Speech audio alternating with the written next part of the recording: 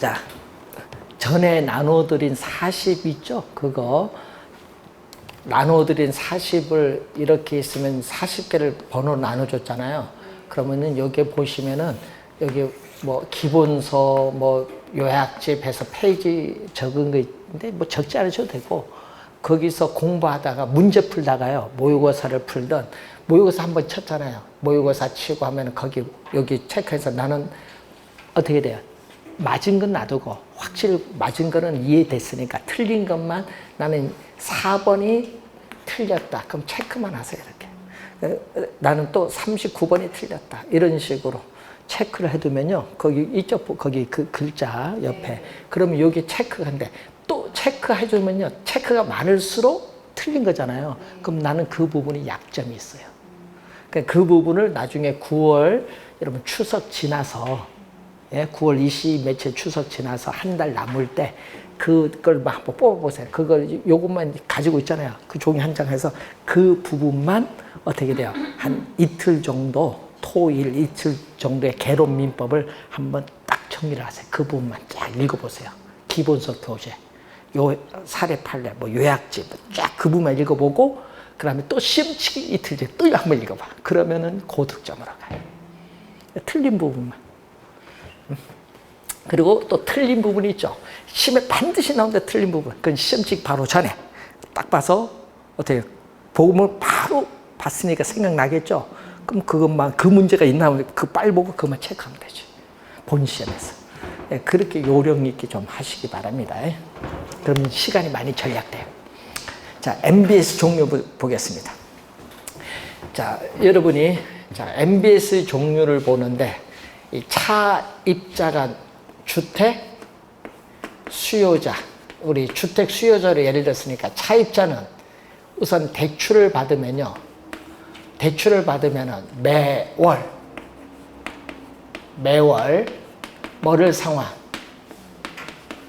원리금을 상환을 해요. 자, 대출을 받으면은 매월 원리금을 상환을 하는데, 자, 여러분 매월 원리금을 우리는 3개로 상환하죠.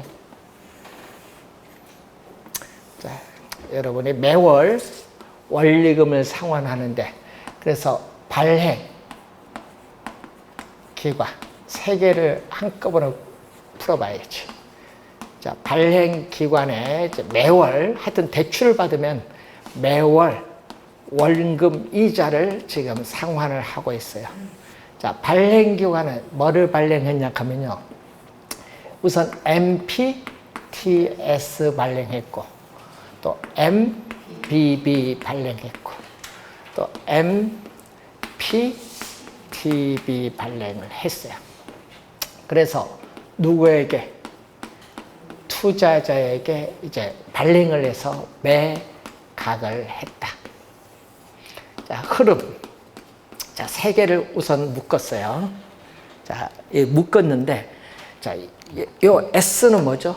S는 Securites에서 증권이라고 표현해. 증권. 그래서 이것을, 자, 봅니다. 원리금을 상환하자마자 바로 받자마자 투자자에게 바로 이체 알죠? 우리 돈 이체한다 하듯이 이체를 시켜주는 것을 의미합니다. 그래서 이걸 읽을 때 뭐라고 읽어요? 이체 증권. 그런 의미에서 이체 증권인데, 요 S가 뭐다? 증권이에요. S가. 그 증권은 요거 하나입니다. 나머지는 전부 뭐다? 채권. 그럼 투자자인데, 자, 그러면은 여기서 발행기관은 자산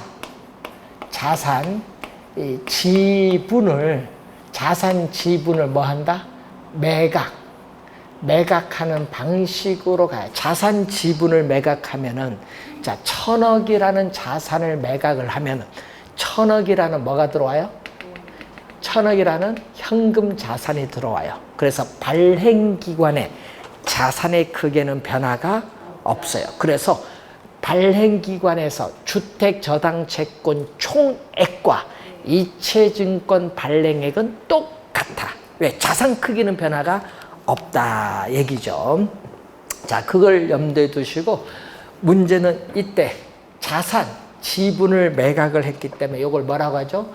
자산, 지분을 매각을 했기 때문에 지분형의 성격을 가진 MBS다. 자, 아까 얘기했듯이 이 주택, 저당, 채권, 총액과 이체, 증권, 발행액은 뭐다? 똑같다. 이게 이거는 자산 크기에는 변화가 없어요. 그럼 여러분 지분이 다 넘어갑니다. 지분을 매각했기 때문에 지분이 다 누구에게 간다? 투자자. 이 지분이 어떤 지분?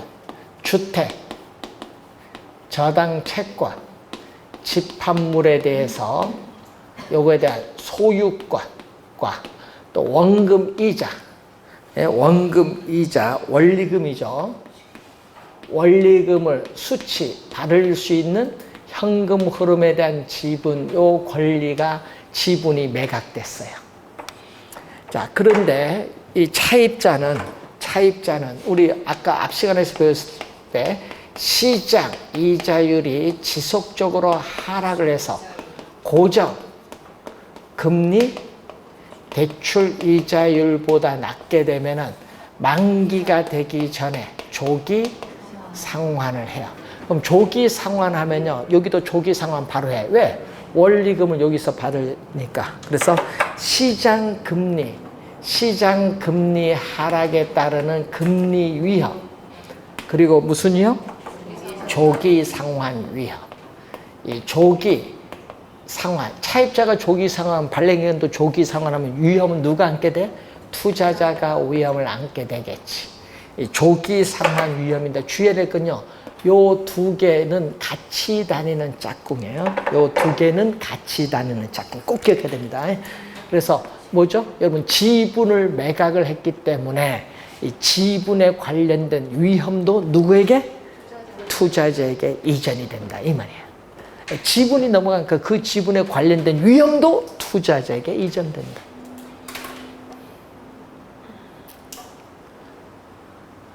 자, 그래서 암기를 하실 때는 이렇게 암기하는 게 좋습니다. 암기를 할 때는 투자자가 증권이거든요. 증권은 투자자가 두 개의 권리와 두 개의 위험. 그래서 증권 투로 암기해 두면은 쉽게 이제 답을 찾기가 좋을 거예요. 증권 요거 하나밖에 없잖아요. 증권 투자자가 두 개의 권리, 두 개의 위험. 증권 투. 이렇게 암기해 두시면은 훨씬 빠르게 암기가 되지 않을까. 지분형입니다. 지분을 매각했으니까. 자, 여기는 어떻게 된다? 여기는 발행기관이 이번은 뭐죠? 본드, 채권이죠. 본드, 채권이에요. 여러분, 채권을 매각할 때는 어떻게 돼? 채권을 매각을 했어요. 투자자에게 채권을 매각했습니다. 채권을 매각한데 이걸 확대한 게 이것도 CMO, 이것도 채권이거든요. 채권은 항상 담보가 있어. 뭐를 담보로 한다? 채권은 뭐를 담보? 요걸 담보. 채권은 주택, 저당 채권, 집합물. 주택, 저당 채권, 집합물. 이걸 담보로 해. 채권. 요 세 개는 주택, 저당, 채권, 집합물을 담보로 하여 발행기관의 뭐를 가지고? 발행기관의 신용을 가지고 채권을 발행해서 투자자에게 매각하니까 이 소유권은 누가 항상 가지고 있어요? 발행기관이 가지고 있어요. 소유권. 이 소유권은 항상 발행기관이 가지고 있어요.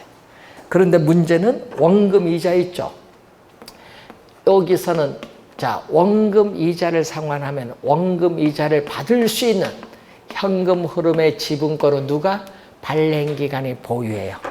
문제는 이때의 채권은 기업이 회사채를 발행을 했을 때 성격과 아주 유사하다. 그래서 이것은 채권형의 성격을 가진 뭐라고 한다? MBS야. 그래서 채권이기 때문에 문제는 발행기관은 차입자가 원금 이자를 갚으면 그걸 받지만은 바로 안 줘요. 뭐죠? 이 채권에 대한 새로운 원리금, 이 채권에 대한 새로운 원금 이자를 투자자에게 통상 6개월마다 지급해요. 받자마자 바로 주는 게 아니라 뭐를 이 원금 이자와 다른 이 채권에 대한 새로운 원금 이자를 투자자에게 통상 6개월마다 지급해요. 자, 그러면 시장 금리 하락에 따른 위험. 자, 시장 금리 하락에 따른 위험. 또 무슨 위험? 우리 조기 상환 위험. 차입자가 조기 상환하면은 그에 따른 위험은 발행기관이 부담하고, 또 차입자가 돈을 못 갚았어. 원금 이자를 제때 못 갚았다. 채무 불이행에 따른 위험도 발행기관이 다 부담해.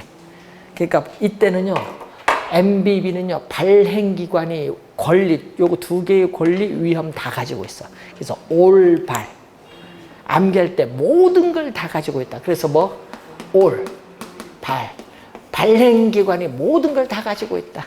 MBB는. 그럼 투자자는 위험이 있어 없어요? 없죠.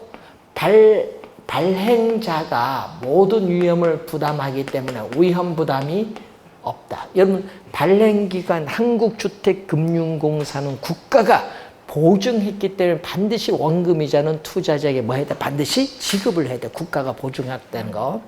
염두에 두시고, 위험 부담이 없으니까 수익률은 가장 낮아요. 수익률은 가장 낮을 수밖에 없고, 주의해야 될 것은 차입자가 조기 상환하면, 발행기관도 조기 상환하면 투자자는 손해를 보기 때문에 일정 기간이 경과할 때까지는 조기 상환하지 마! 못해! 못하는 걸 요거 콜 방어를 할 수 있다. 투자자는 콜 방어를 할 수 있다.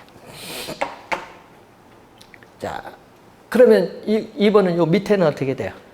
차입자는 발행기관에 어떻게 돼요? 원금 이자를 갚으면 바로 즉시 또 투자자에게 뭐를?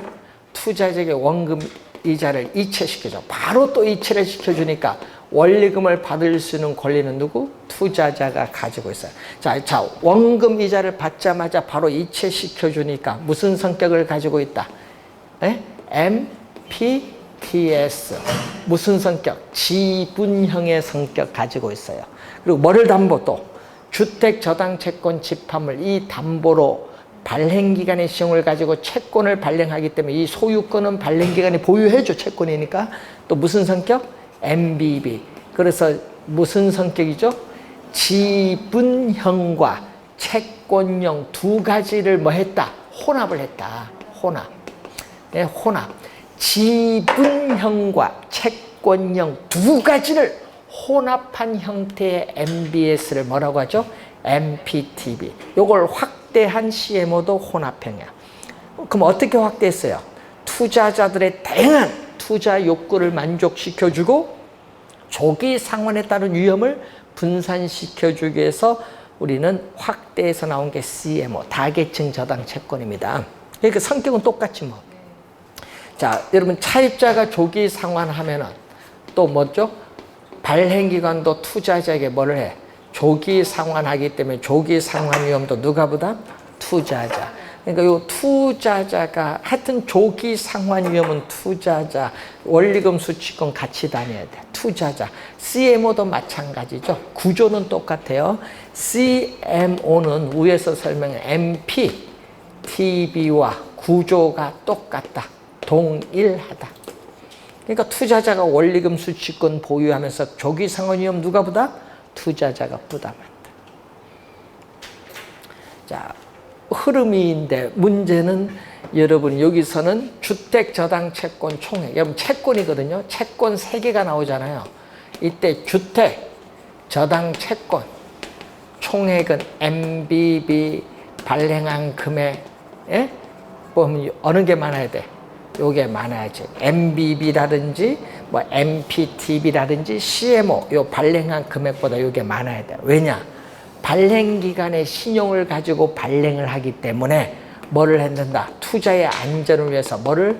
초과 담보. 요 차액만큼 뭐를 제공한다?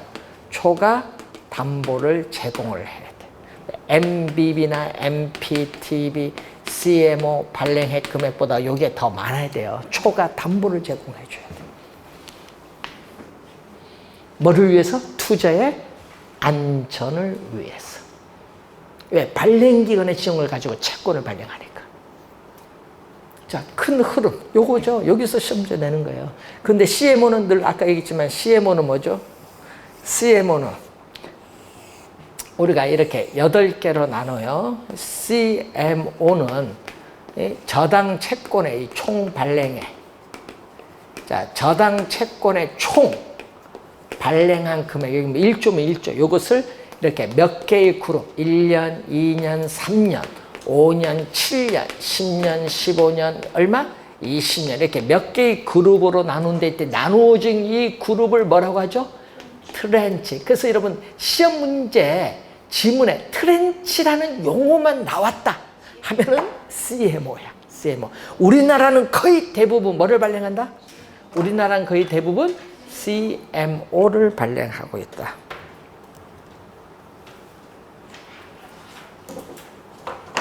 우리나라는 거의 대부분 우리 CMO를 발행하고 있다는 내용입니다.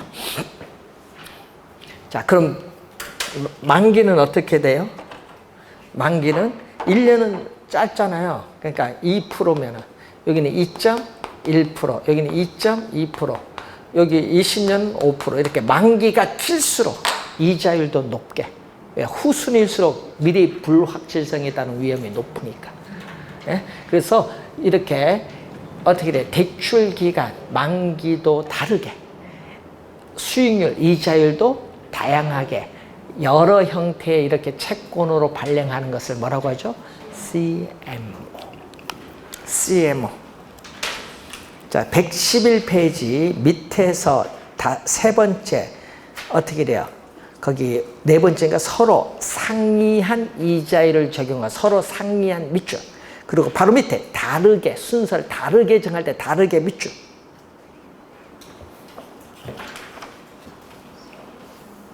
자, 그리고 112페이지 맨 위에 다양하게 밑줄. 맨 위에 다양하게. 그리고 그 바로 밑에 콜방어. 여러분 장기 20년 이 장기 투자자는 뭐 한다? 앞에서 콜 받거든요. 자, 여기는 3년 차. 여러분 차입자가 조기 상환하면 3년에서 난 조기 상환 받아줄게 콜. 그러니까 장기는 가만히 있어도 돼. 자연스럽게 콜 방어를 뭐 한다? 실현시킬 수 있다. 앞에서 콜 받아주면.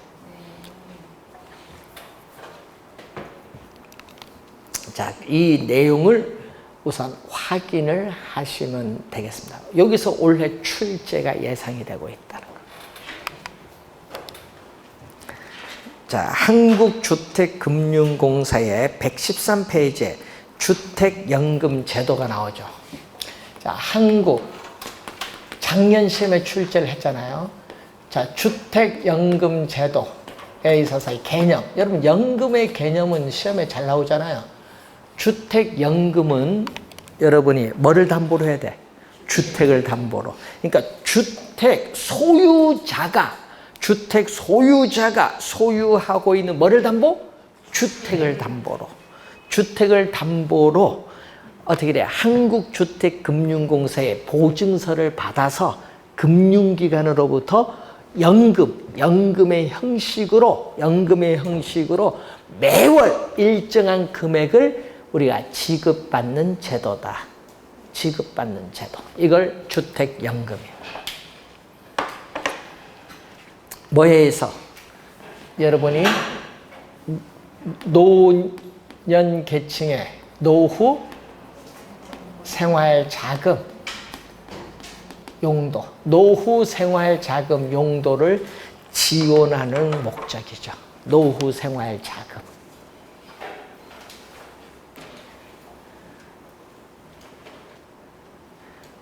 여러분, 저희들은 이제 요즘 대학교 가면요, 그 노인대학이라는 게 있잖아요.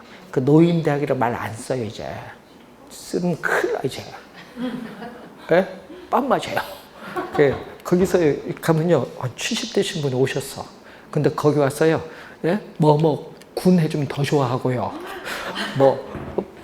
네 마음도 싫어해. 자기도 대학생 느껴야 되겠다. 그래서 여러분 우리 무슨 있죠? 뭐 구청 이런 데 안 갑니다. 그분들은 대학교 오지. 학생들처럼 똑같이 생활해. 와, 그 대단하신 분들 많아요. 그래 자기가 젊어진대요.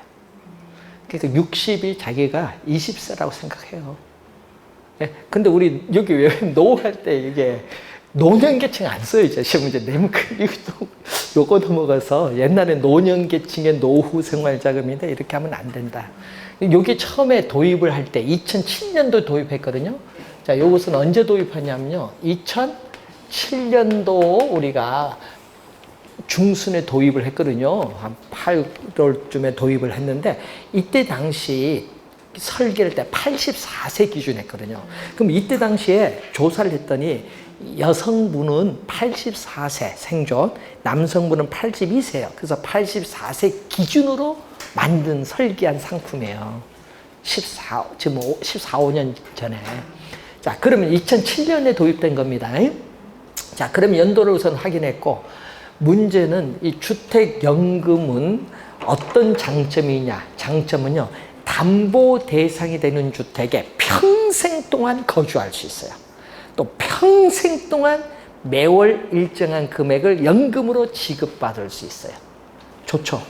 근데 문제는 여러분 국민연금 국가가 보증하고 있어요? 안 하고 있어요? 안 하고 있잖아요. 그러니까 이 국민연금 고갈되면 못 받을 수도 있지만은 요거는 주택연금 중요한 거 국가가 공적으로 보증한다. 이게 중요한 거예요.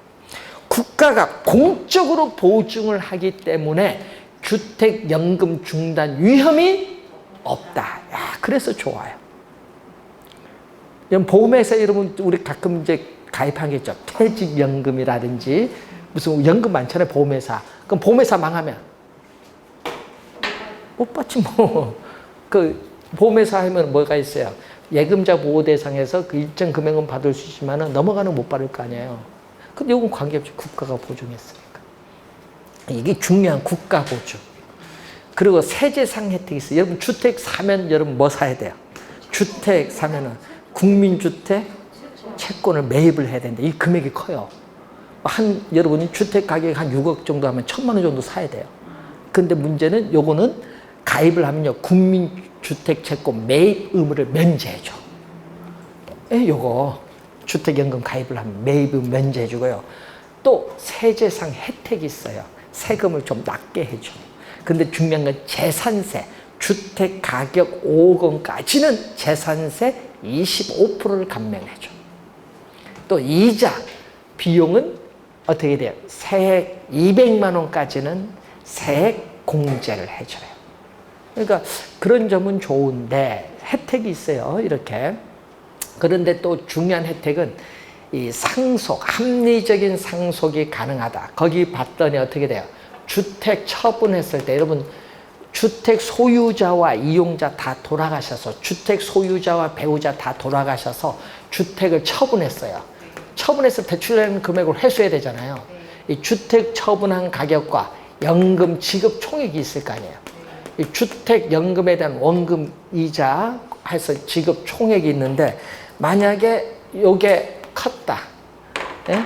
연금 지급 총액이 5억인데 여기에 처분 가격이 7억이다. 그럼 2억 남죠? 남는 금액은 돌려줘요. 누구? 가입자의 뭐 상속인에게 우리는 돌려줘요. 그런데 만약에 이렇게 되면 어떻게 되냐? 이게 5억인데 예를 들어서 4억이다. 그럼 1억 부족하죠? 이 부족분에 대해서는 어떻게 돼요? 우리는 채무자인 상속인에게 별도 청구 없음. 국가가 보증하기 때문에 국가보다. 그래서 합리적 상속이 가능하다. 예? 자, 주택연금 가입을 할 때는 자녀의 동의를 요하지 않습니다. 예? 자, 우선 자녀의 동의를 요하지 않는다는 얘기인데, 요 처음 도입을 할 때는요, 65세였거든요. 처음 도입. 그러다가 중간에 또 말이 많아서, 처음엔요, 주택 소유자하고 배우자 모두야. 둘 다. 그 말이 많은 거야. 그럼 그러면 나의 차 없이 결혼하나? 뭐 이런 식으로 나와서 이제 막 난리난 거야. 그래서 뭘 바뀌냐? 주택 소유자 또는으로 바뀌었어. 모두 하다가 둘 중에 하나 막 반발이 있으니까. 그러다가 또 바뀐 게 뭐냐? 너무 나이가 많다. 그래서 60세로 내려왔다가 작년 4월에 55세로 바뀌었어. 작년 4월에. 작년 바뀌었으니까 원래 작년에 출제했던 거죠, 또. 그래서 작년에 4월 달부터 몇 세 이제? 55세로 바뀌었어요. 그러니까 그 가입 가능 연령 보세요. 자, 113페이지 밑에 주택 소유자 또는 배우자가 얼마? 만 55세 근저당권 설정일 기준. 그래서 여러분 등기부 등본 떼 보면요, 주택연금 가입하면 떼 보면은 딱 있어. 한국주택금융공사 딱 해서 그 부기 등기가 딱 돼 있어. 부기 등기돼 있으면 압류 못 들어오죠.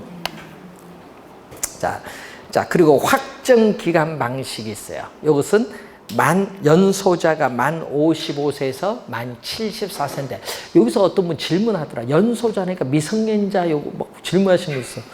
또 갑자기 거기서 어떻게 미성년자가 나오는지 질문 들어온 것 중에. 그러니까 이게 엄청난 상상력이 같아요. 연소자는요, 예? 주택 소유자, 배우자 두 사람이잖아요. 두 사람 중 연소자. 두 사람 중 주택 소유자 또는 배우자잖아요. 두 사람 중 연소자가 이 나이에 있어야 된다. 55세에서 74세. 여러분 아까 몇 세 기준 했어요? 84세 기준에서 만들었잖아요. 그럼 74세는요, 확정 기간이 10년이에요. 그 55세는 확정 기간 30년이야. 그래서 이 확정 기간이요, 10년, 15년, 20년, 25년, 30년이 있는데, 그래서 확정 기간 30년 선택할 때는 55세고, 확정 기간 난 10년 선택하겠다. 그럼 74세 가입은 돼. 그럼 내가 6세 확정 기간 10년 안 되지. 안 되잖아요. 그 얘기예요. 그 확정 기간 방식. 고객이 선택한 일정 기간이 있죠. 자, 그리고 거기 보시면 우대 방식은 주택 소유자 또는 배우자가 요 만 65세 이상, 해당 사항이 뭐죠? 기초연금 수급자인 경우. 그리고 주택 소유자 또는 배우자가 대한민국 국민, 외국인 단독 및 부부 모두 외국인 단독 및 부부 모두 외국인인 경우에는 가입이 불가능하다. 자, 주택 보유수 바뀌었죠, 원래. 자, 부부 기준 원래 바뀌었어요. 공시가격으로 바뀌었어. 시가에서 뭘로 바뀌었어요? 공시가격으로 바뀐 거예요. 부부 기준 공시가격 등이 9억 원 이하의 주택 소유자. 자, 거기 보면 다주택자라도 공시가격 등의 합산 가격이 9억 원 이하면 가능하다. 여러분 9억 원 공시가격 9억 원 정도 하면요, 시가로 한 3억 정도 될 거예요. 자, 공시가격 등이 9억 원 초과하는 이 주택자는 3년 이내에 1주택을 팔면은 가능하고요. 단 주거 목적 오피스텔인 경우 주택연금에 가입을 하려고 하는 주거 목적 오피스텔만 뭐에 포함한다? 주택 보유수에 포함한다. 주거 목적 오피스텔도 연금 가입 가능하기 때문에. 자, 공시가격 등이라는 용어가 나오죠. 이것은 공시가격을 제일 먼저 보고, 공시가격이 없으면 뭘로? 시가 표준액을 보고, 또 시가 표준액도 없으면 시세 또는 감정평가액 순으로 적용하겠다 얘기입니다. 자, 대상주택 볼까요?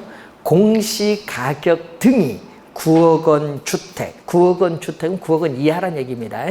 9억 원 주택, 지방자치단체에 신고된 노인복지주택 및 주거 목적 오피스텔. 자, 주택과 상가가 같이 있는 건물 있죠?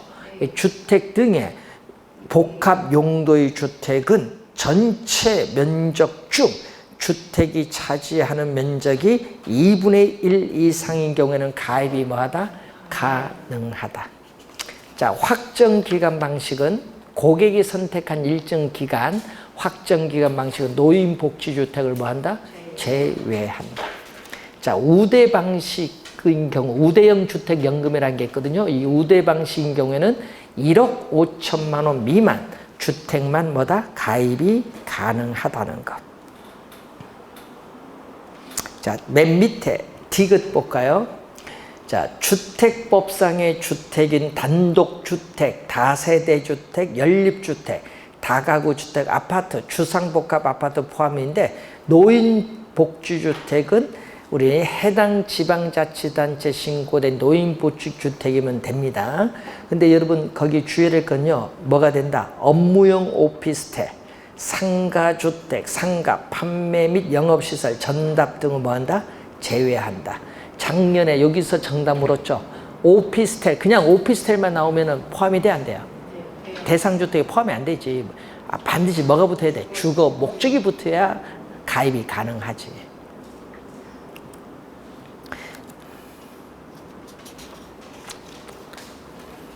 자, 115페이지 거주 요건을 보면은 주택연금 가입 주택을 가입자 또는 배우자가 실제 거주지로 이용하고 있어야 한다. 자, 연금 지급 방식은 4가지인데 이건 한번 읽어보신데 뭐죠? 종신 방식. 평생 동안 지급하는 종신. 고객이 선택한 일정 기간 동안 지급하는 우리는 확정기간 방식. 자, 여러분 대출 많이 받아서 나 원금이자 갚기 좀 부담스럽다. 이때 연금 가입하면 돼. 해당이 되면.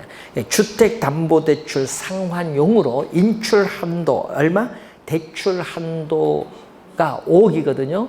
이 5억인데 이 대출 한도의 50%를 초과 또는 90% 이내 범위에서 일시에 찾아서 돈을 갚아버려라. 금융기관에. 그래서 나머지 부분을 월 지급금으로 종신토록 지급받는 거야. 그러니까 이거는 대출 받아서 부담이 있을 때 주택담보대출 상환용 주택연금이라고 해요.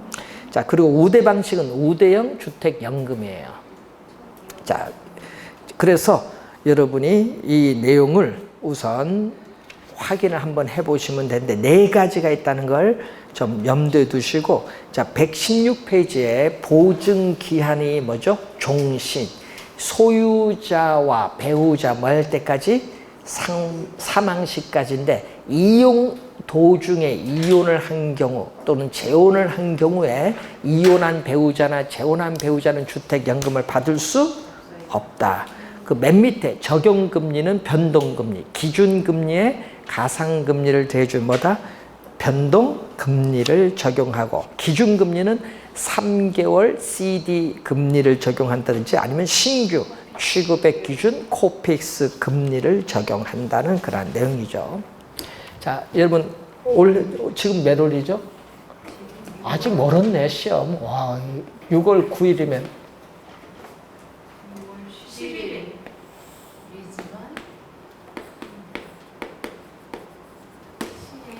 자, 주택연금이 6월 9일부터 또 하나 시행된 게 있어요. 뭐가 들어왔냐?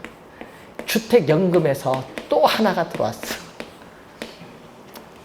신탁 방식 주택연금이 또 들어왔어.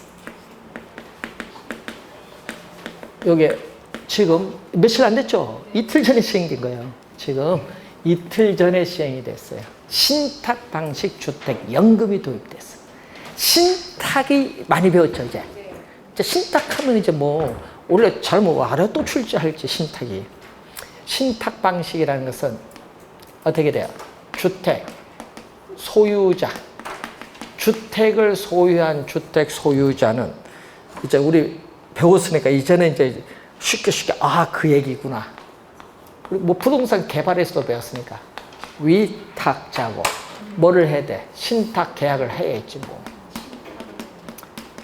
신탁 계약을 해서 뭐를 해야 돼?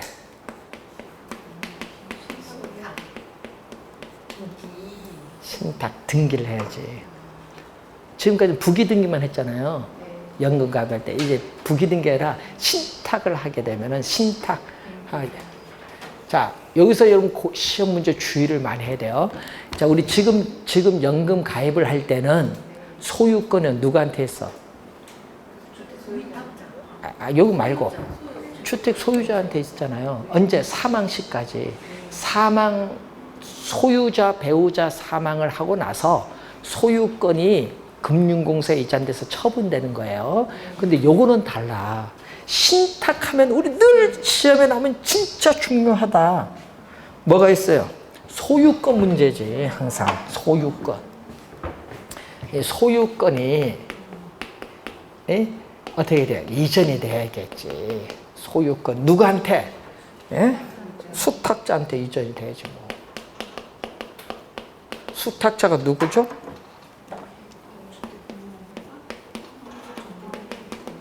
아유, 한국주택금융공사 아니에요? 이전해야지. 소유권이 이전이 된다는 거, 이게 키워드야, 신탁은. 신탁은 이게 키워드야.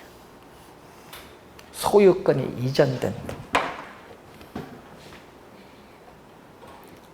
자, 그러면 가입자는 뭐가 있어요?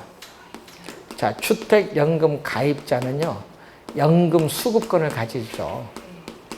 예, 연금 수급권만 갖나요? 예? 주택을 어떻게 돼요? 거주하고, 예? 거주하고 또 사용을 하고 수익을 하시는 것도 우리는 평생 동안 거주하잖아요.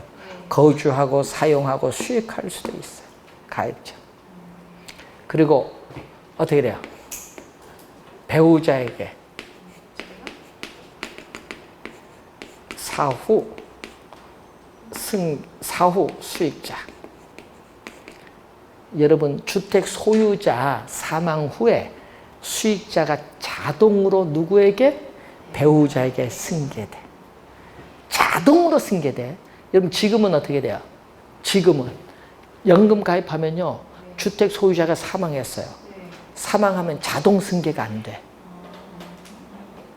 자동 승계가 안 돼. 상속 개시가 되잖아요. 자동 승계 안 되고, 자녀가 안 된다 하면 골치 아파.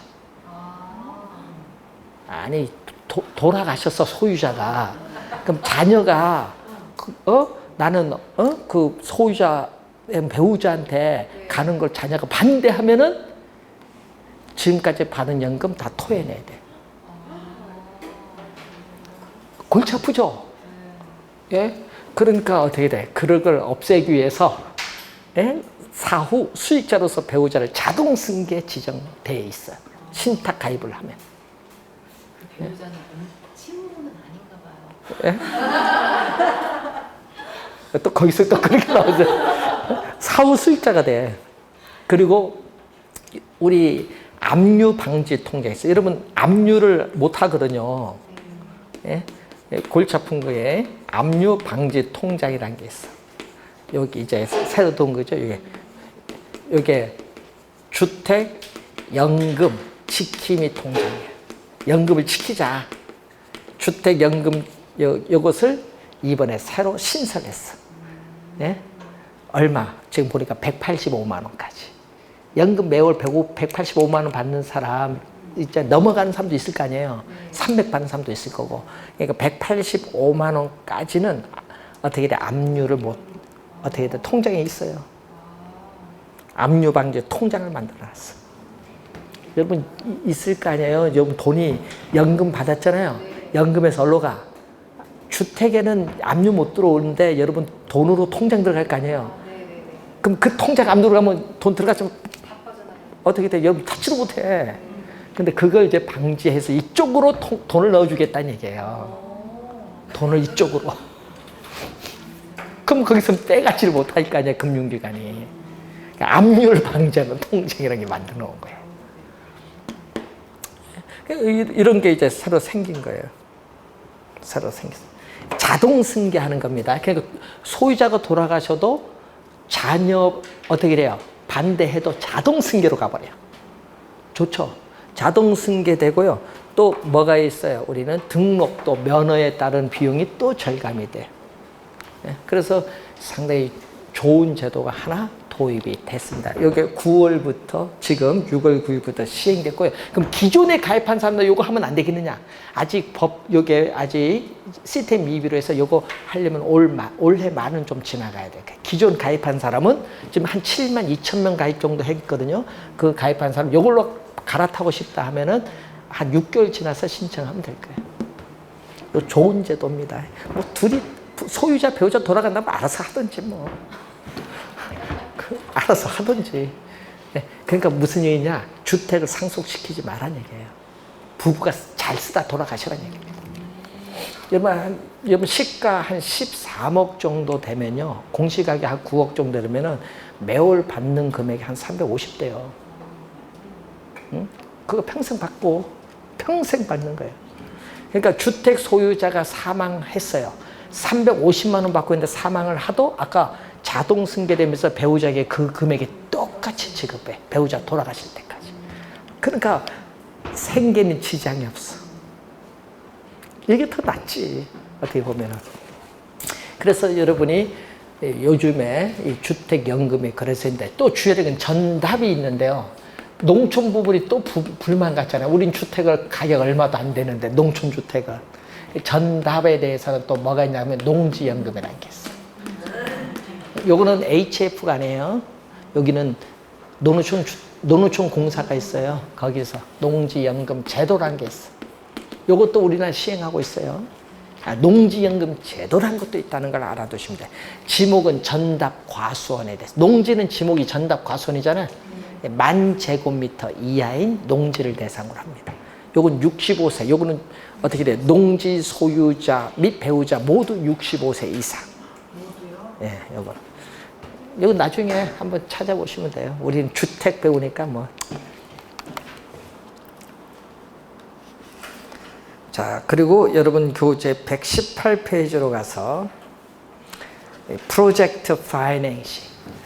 자, 시험 문제 올해는 출제 가능성이 좀 높다. 예? 프로젝트 파이낸싱. 118페이지 가시면은 자, 올해 시험은 출제 가능성이 높다. 왜냐? 작년에 안 냈기 때문에.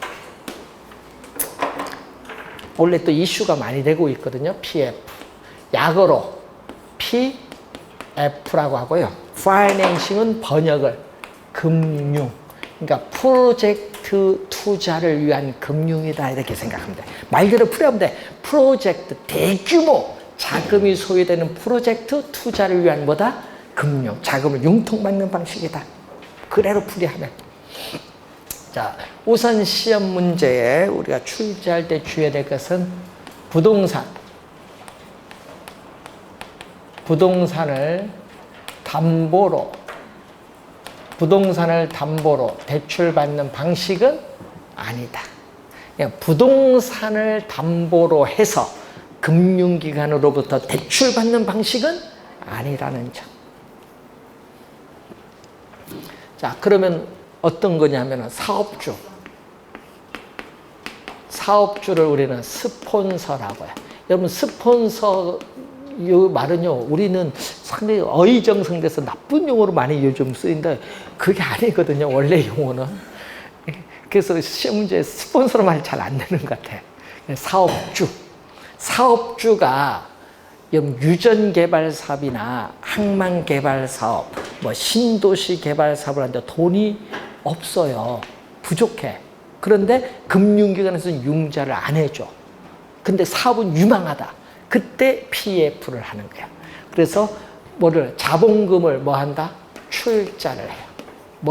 사업주는 일정한 금액 자본금을 출자해서 회사를 하나 만들어요. 프로젝트를 위한 회사를 하나 이때 회사는 시행회사잖아요. 이것은 특수법인인데 특수법인인 프로젝트 회사를 만드는데 이것은 주의해야 될 것은 프로젝트 회사는 사업주와는 회계적, 법률적으로 독립되었다. 요거는 뭐가 독립되었다? 특수법인은 사업주와는 독립되었다. 꼭 명심해야 돼요. 그 관계 있다 없다? 없다. 사업주와는 독립이다. 회계적, 법률적으로 완전히 독립적인 회사인 특수법인을 만들어요. 그래서 뭐를 위해서? 아까 얘기했지만 특정 프로젝트 개발 사업. 자, 특정 프로젝트 개발 사업을 위해서. 근데 이 개발 사업이요, 돈이 많이 들어가는 거예요. 예? 유전 개발 사업, 고속도로 개발 사업, 항만 개발 사업, 대규모 자금이 소요되고, 공사 기간도 장기다. 단기가 아니라. 대규모 자금이 소요되고 공사 기간도 장기간 소요되는 특정 프로젝트 개발 사업이다. 아까 부동산 담보 대출이 아니라 특정 프로젝트 개발 사업의 미래에 뭐를 담보로 하죠? 수익성, 사업성. 이때 수익성, 사업성이라는 건 미래의 현금 흐름입니다. 자, 미래에 이 수익성을 담보로 한다. 이걸 담보. 자, 미래의 수익성을 담보로. 미래의 수익성, 사업성을 담보로 뭐를? 프로젝트 이 회사의 재무 상태표가 여러분 과거에 대차대조표라고 하거든요. 재무 상태표에 부채 항목으로서 뭐를 발행을 하냐면 이 회사의 채권을 발행을 해요. 회사의 채권을 발행을 해서 어떻게 돼요? 우리 개발 사업에 필요한 자금을 조달하는데 요거 회사채를 인수하는 사람은 인수를 할까 말까 고민을 하겠죠. 왜? 수익성이 있으면 인수를 하는 거고 수익성이 있으면 인수 안 하면 개발 사업 못 하는 거지 뭐. 인수를 누가 하느냐? 당연히 금융기관에서 하겠지. 금융기관, 뭐 우린 대주당, 뭐 자금을 대출해주는 금융기관인데 한 은행이 해주면 너무 위험이 높으니까 여러 은행이 이렇게 공동으로 회사채를 인수한다. 자, 여러 은행이 공동으로 회사채를 인수하는 것을 전문 용어로 우리는 신디케이션 논. 논은 뭐냐? 대출해주는 거. 그러니까 신디케이션 형태로 대출을 해준다. 그러니까 회사채를 금융기관이 여러 은행이 어떻게 돼요? 공동으로 인수한다. 왜? 위험을 분산하기 위해서. 그래서 개발 사업에 필요한 자금을 대출해줘요. 개발 사업에 필요한 자금을 뭐죠? 대출자의 입장. 여러분, 대출자인 저당 투자자 입장에서 대출해주면 뭐를 받는다? 이자를 받아요. 이자. 주의하는 또 시험 문제. 이 프로젝트 파이낸싱에 있어서의 금리는 미래의 불확실성에 따른 위험이 높으니까 일반 우리가 기업에서의 대출 금리보다 높다. 뭐 한 4배 정도 높아요. 상당히 높다. 자, 요것도 시험 지문에 많이 내고. 자, 그리고 또 금융기관은 위험을 분산하기 위해서 원료 공급업자, 그리고 구매자, 그리고 국책사업일 경우는 정부, 또 시공회사인 건설회사 등 여러 이해관계인의 보증을 요구한다. 보증을 요구한다는 것은 그만큼 위험을 더 뭐 하겠다? 분산시키기 위해서. 그러다 보니까 뭐가 문제였어요? 여러 이해관계인들이 특정 프로젝트 개발 사업에 참여하다 보니까 이해관계인들에 있어서 계약 절차상에 있어서의 간소한 게 아니라 복잡성으로 인해서 개발 사업이 오히려 지연될 우려가 있다는 문제점이 있어요. 개발 사업이 지연되면 그만큼 추가적으로 비용이 발생한다는 또 문제점이 또 있어요. 아니, 개발 사업은 지연되면 안 좋아요. 빨리빨리 해야지. 그런데 또 이제 시험 문제 나올 건 사업주는 누가? 프로젝트 회사가 조달한 자금을 스폰서인 사업주가 이용을 해요. 그럼 사업주는 자신의 재무 상태표와 부채와는 관계없이 자금 조달하죠. 그래서 장부에 자신의 재무 상태의 부채와는 관계없이 자금을 조달하니까 장부 외에 자금을 융통하는 효과가 있다. 이건 사업주가 가지는 장점이에요. 사업주가 가지는 장점인데 이전보다 대출받은 금액보다 더 많은 자금을 조달할 수 있으니까 채무, 부채를 수용할 수 있는 능력, 부채를 수용할 수 있는 능력이 이전보다 더 높아진다. 이전보다 더 높아진다는 장점이 있어요. 그리고 또 뭐가 되냐? 사업주인 스폰서는 또 개인적 채무가 없어요. 여러분, 이 개발 사업이 망하면요, 금융기관은 프로젝트 회사가 가지는 어떻게 돼요? 자산이나 이 미래의 현금 흐름에 대해서만 원리금 상환을 청구할 수 있지 사업주에는 청구할 수 없다. 그래서 사업주는 개인적인 채무가 없는 비소급 금융을 뭘로 한다? 원칙으로 해요. 원칙으로 하는데 만약에 이 개발 사업에 대해서 사업주가 일정 부분 보증을 하면요. 이 보증한 부분에 제한합니다. 보증한 부분에 제한해서 원리금 상환을 이 부분에 대해서는 청구할 수 있는 제한 소급 금융인 경우가 일반적이다. 요 지문이 또 시험에 뭐가 돼요? 이 지문 시험에 또 자주 출제를 하죠. PF에서는. 그래서 이 프로젝트 회사가 가지는 프로젝트 회사로부터 우리 미래의 현금 흐름, 프로젝트 회사에 있어서의 발생하는 미래의 현금 흐름이 뭐를 본다? 상환. 우리 특정 프로젝트 개발 사업부터 발생하는 이 미래의 현금 흐름, 수익성이 여러분 이 회사채에 대한 상환의 재원으로 삼는다. 상환의 재원으로 삼는다.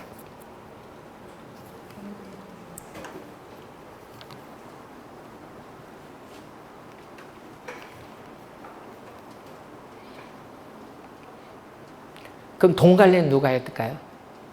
프로젝트 회사나 시공회사의 자체 보유한 계좌를 가지고 관리를 하는 게 아니에요. 또 다른 용도로 또 전용할 수 있기 때문에 누구? 부동산 신탁회사의 에스크로우 계정,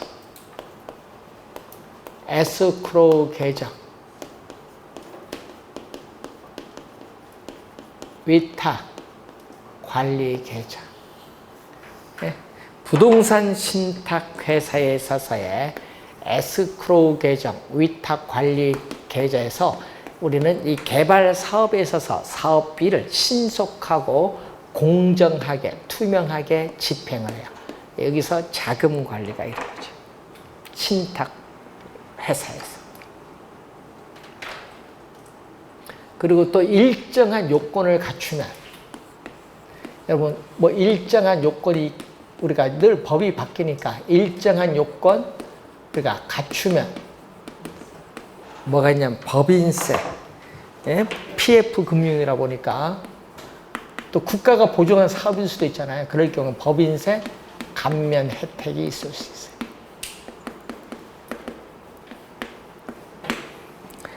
또 여러분 개발 사업이다 보니까 우리는 자 중동에서 개발 사업 하는데 한국에서 장비를 가져가면은 운송하는데 비용이 많이 들죠. 그럼 주변에 한국 다른 기업에서 쓰던 장비 철수하는 거 그걸 받아서 이용할 수도 있겠죠. 리스를 할 수 있어요. 그래서 이 리스를 하게 되면은 리스 사용료에 대해서는 또 비용 처리를 함으로써 세제상의 혜택이 있을 수 있다. 여러분 우리 자동차 리스하면 그걸 비용 처리하잖아요. 그러면 어떻게 돼요? 세제상 혜택이 있을 수 있지. 자, 그런 내용들을 우선 여러분이 거기에 나와 있는 큰 흐름이 되겠습니다. 올해 하여튼 출제 가능성은 있다. 작년 안 냈거든요. 계속 내다가. 그래서 올해 좀 이슈가 좀 되고 있으니까 PF 한번 잘 확인 좀 해두셔야 됩니다. 자, 여러분 PF 같은 경우 뭐 정부가 보증한 국책 사업을 할 때는 왜 하느냐면 정부가 돈이 없어서 그래, 예산. 그러니까 PF를 이용해서 많이 이제 하게 또 되는 겁니다.